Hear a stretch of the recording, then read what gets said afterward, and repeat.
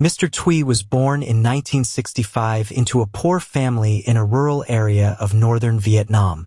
His family were farmers, working tirelessly under the sun and rain, yet they barely had enough to eat. As the eldest of 4 siblings, he grew up in hardship.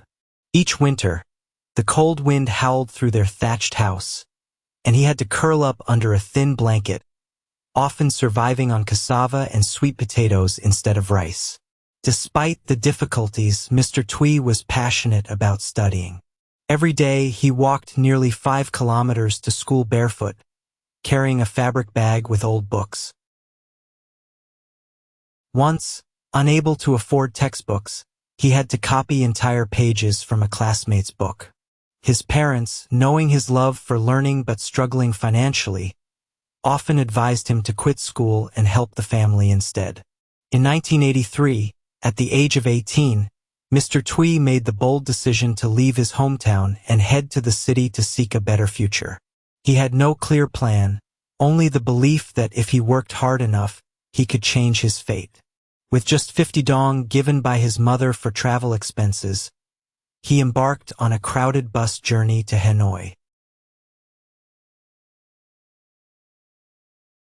Stepping off the bus at Gia Lam Station, Mr. Thuy felt lost in the bustling streets of Hanoi in 1983.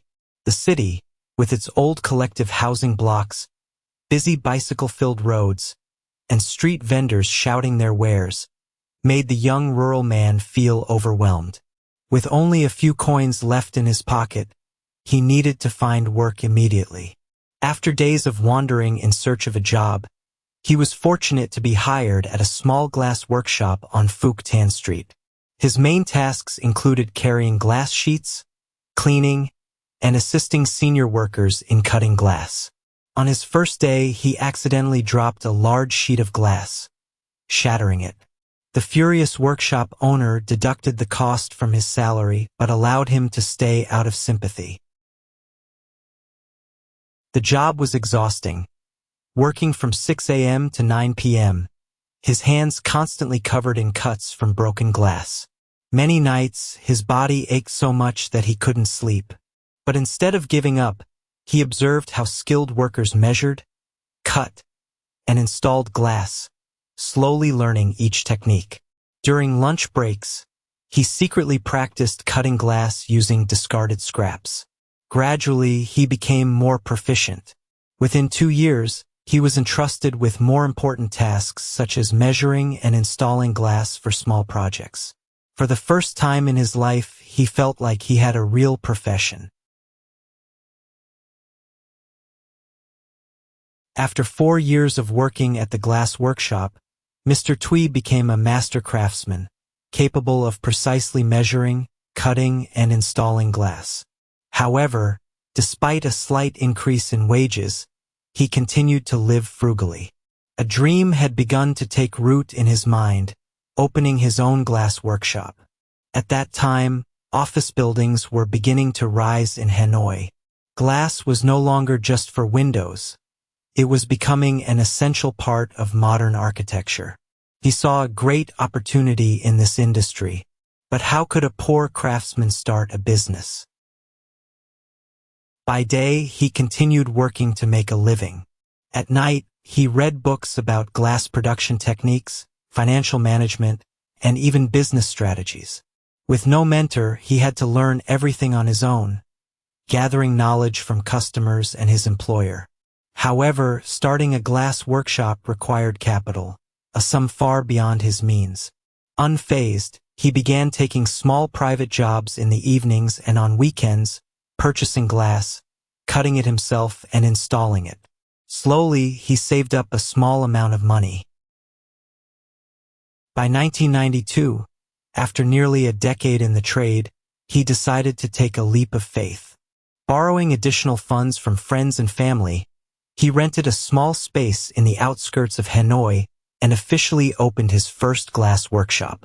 He had no idea that the real challenges were only just beginning. Mr. Thuy's first glass workshop was a modest 20 square meters, tucked away in a small alley on the outskirts of Hanoi. Inside, there was only an old glass cutting table, a few basic tools, and some glass sheets purchased on credit. With no employees, he had to handle everything himself, from cutting glass to delivering it. Initially, his customers were mostly small households and repair shops.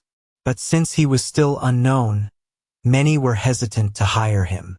There were days when he walked all over the city, knocking on doors to offer his services, only to be met with rejection.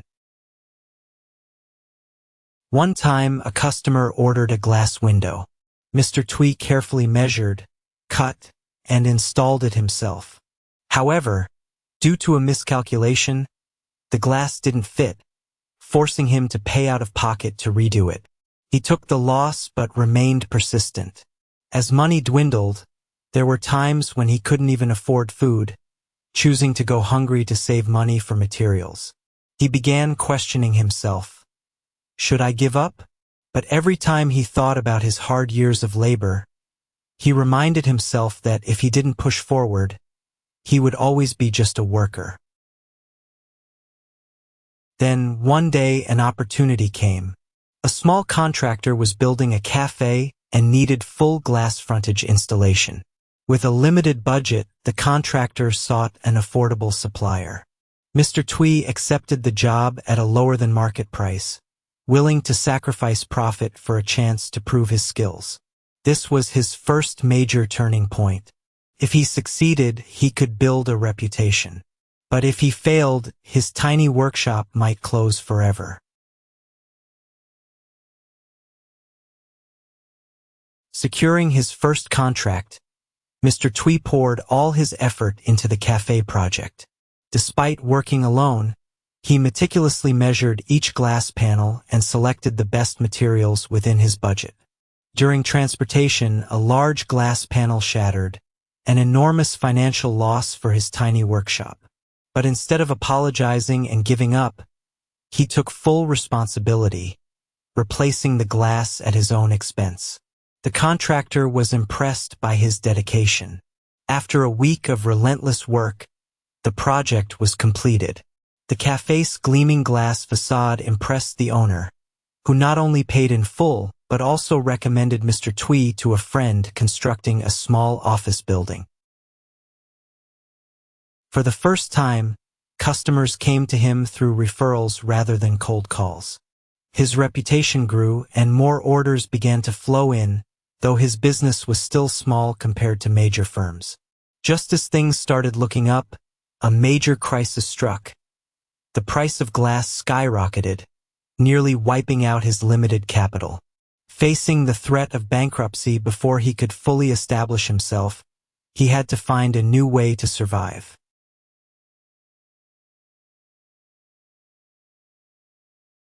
The sudden rise in glass prices put Mr. Twee in a dire situation.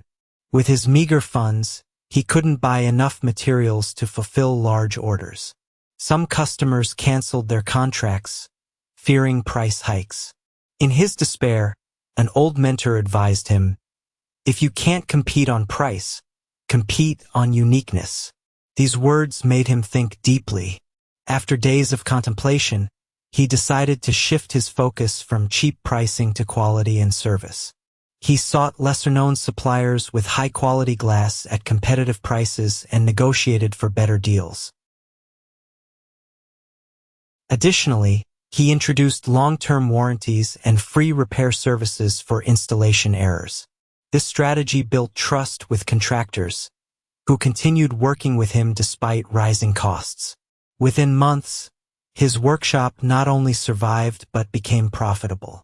He hired 2 assistants to keep up with demand. His once tiny business was now handling larger projects. But he never expected that an even greater disaster was looming, a fire that could destroy everything he had built.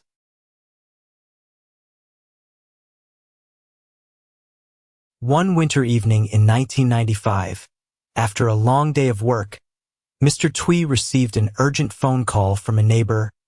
"Your glass factory is on fire." He rushed over in a panic. By the time he arrived, the fire had engulfed the entire workshop. The cause was determined to be an electrical short circuit. Firefighters came to extinguish the flames, but all the machinery and finished glass products were reduced to ashes. The factory he had painstakingly built over the years was now nothing but ruins. The shock was overwhelming, leaving him devastated. He had no money to rebuild and had no idea where to start. For days, he wandered the streets of Hanoi, questioning himself. Should I give up? But then, he remembered why he had started in the first place.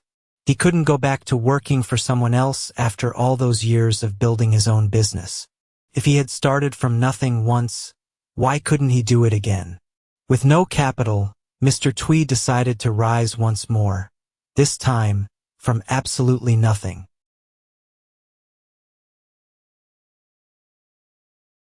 The fire had destroyed everything Mr. Twee had built over the years. Everything was turned to ashes within a few hours. Standing before the wreckage, he was heartbroken but refused to let himself collapse for too long. He understood that only action could pull him out of this crisis. With no money or valuable assets left, he turned to old friends and business partners for loans. At first, many were hesitant and declined, but thanks to his reputation for trustworthiness and responsibility, some partners believed in him and agreed to help. He promised to repay the loans within a year, despite knowing this would be a monumental challenge. This time, instead of reinvesting in a small-scale factory, he changed his strategy. He approached a large glass manufacturer and placed bulk orders. This allowed him to avoid the high costs of machinery investment and focus on design, construction, and professional glass installation services. This new approach enabled him to continue his business without the heavy financial burden. After a year of relentless work, not only did he repay all his debts, but he also managed to accumulate enough capital to expand his operations. In 1998, he officially established his own glass construction company, marking a new chapter in his career.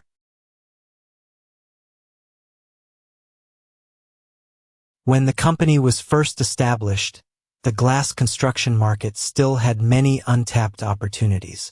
Mr. Twee realized that instead of selling ordinary glass, he could focus on the high-end segment, specifically for office buildings.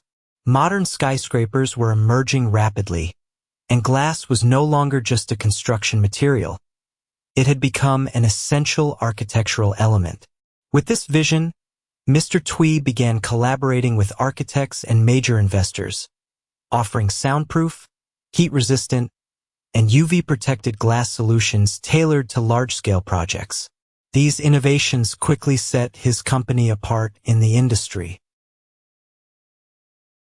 Thanks to its quality and reliability, his company secured an increasing number of large projects.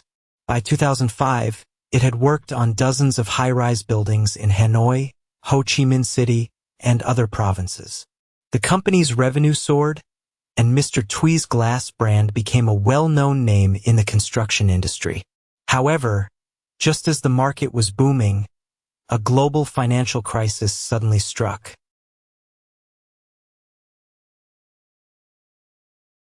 In 2008, the global financial crisis hit, and the real estate market froze.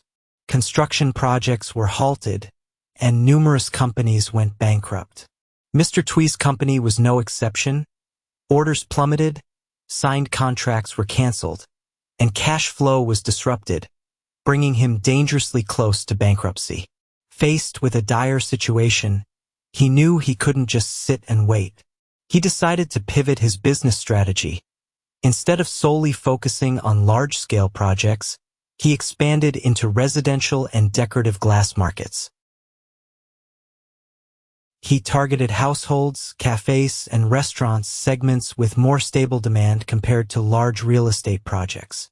His company introduced art glass and decorative colored glass, adding diversity to its product lineup.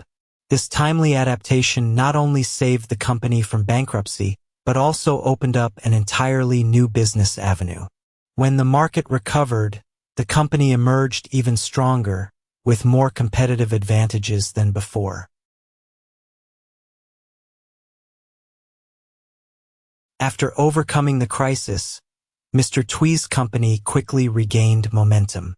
Seeing the opportunity, he decided to invest in modern production lines to take greater control over glass supply.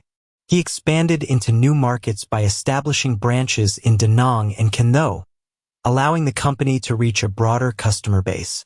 Simultaneously, he focused on research and innovation, introducing cutting-edge glass products such as tempered glass, fire-resistant glass, and smart glass. High-value products aligned with modern construction trends. Thanks to these strategic moves, his company soon became Vietnam's leading glass brand. Major landmarks like Vincom, Landmark 81, and Lotte Center all used glass supplied by his company. Beyond building a successful business, Mr. Twee became an inspiration to aspiring entrepreneurs, proving that with determination and the right strategy, anyone could achieve greatness.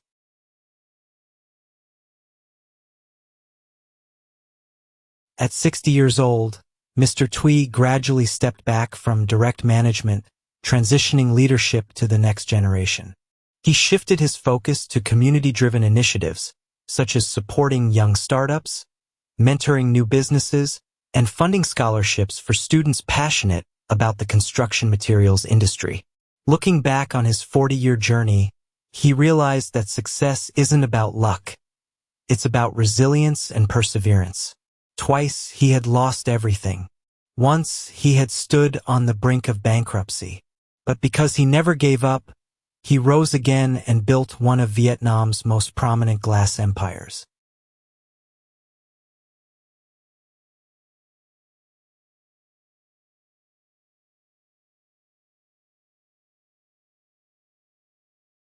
Focus towards mentorship, guiding young entrepreneurs who aspired to enter the construction and glass industry.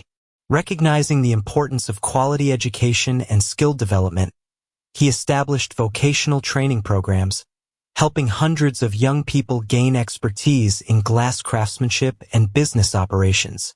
Despite his wealth and success, Mr. Twee remained humble, never forgetting his roots. He often visited his hometown, supporting local schools, providing scholarships, and funding infrastructure projects to improve living conditions.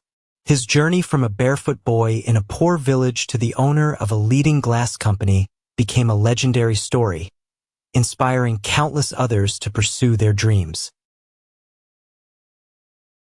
Looking back, Mr. Twee knew that his greatest achievement was not just building a successful company, but proving that resilience, adaptability, and unwavering dedication could overcome even the greatest hardships. His story was a testament to the power of perseverance, a reminder that no matter how difficult the road, success belongs to those who refuse to give up. And so, the once poor boy who walked barefoot to school became a symbol of triumph, leaving behind a legacy that would shine as brightly as the glass he built his empire upon.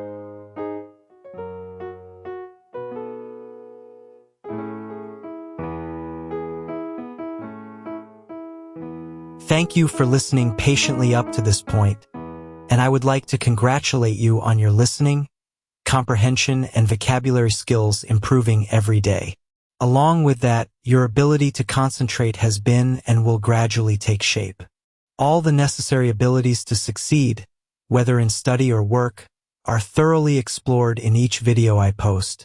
I wish you happy studying, and see you in the next videos.